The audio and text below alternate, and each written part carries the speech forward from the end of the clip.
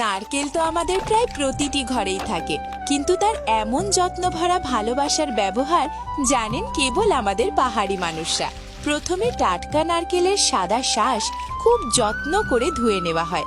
তারপর সেটি রাখা হয় ওখলিতে, ভারী কাঠের মুষলে ধীরে ধীরে কুটতে কুটতে শক্ত শাঁস নরম তুলতুলে মসৃণ পেস্টে পরিণত হয়।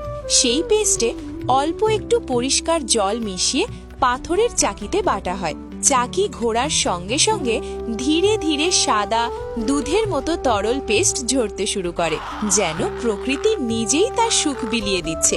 এরপর সেই পেস্ট থেকে নিংড়ে নেওয়া হয় ঘন দুধের মতো সাদা রস। একটি পরিষ্কার পাত্রে সারা রাত সেটি রেখে দেওয়া হয়। সারা রাত ধীরে ধীরে রসটি জমে ওঠে। পরদিন সকালে উপরে জমে থাকা ঘন স্তরটি খুব আলতো করে তুলে তামার পাত্রে ঢেলে জাল দেওয়া হয়। তামার হাঁড়িতে ফুটতে ফুটতে ধীরে ধীরে সব জলীয় অংশ বাষ্প হয়ে উড়ে যায়। সময় আর ধৈর্যের মেলবন্ধনে শেষে যে সোনালী আভা ঝলমল করতে থাকে, সেটি খাঁটি নারকেল তেল। এবার আসুক লাল গোলাপের মায়াবী সুবাস। গোলাপের নিষ্পাপ সৌরভকে ধরে রাখতে ব্যবহার করা হয় প্রাচীন পাতন পদ্ধতি। নিচে বাষ্পের উষ্ণতা আর উপরে বরফের শীতলতা, এই দুয়ের মিলনে ধীরে ধীরে তৈরি হয় নির্মল, স্বচ্ছ আর সুগন্ধি গোলাপ জল। পাতনের পর বাকি থাকা পাপড়ি থেকে নিংড়ে নেওয়া হয় গাঢ় লাল রস।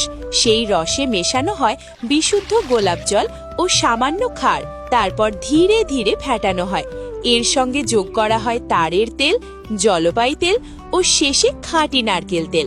সব উপকরণ একসঙ্গে মিশে ভালোভাবে ফেটানো হলে তা ঘন মোলায়েম পেস্টে রূপ নেয়। এরপর সেই পেস্ট ছাঁচে ঢেলে দেওয়া হয়। উপরে ছড়িয়ে দেওয়া হয় শুকনো গোলাপের পাপড়ি।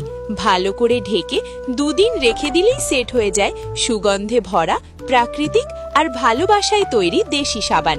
আপনি যদি এমন সাবান পেতে চান তাহলে অবশ্যই কমেন্ট করুন, লাইক দিন আর সাবস্ক্রাইব করে আমাদের সঙ্গে যুক্ত থাকুন।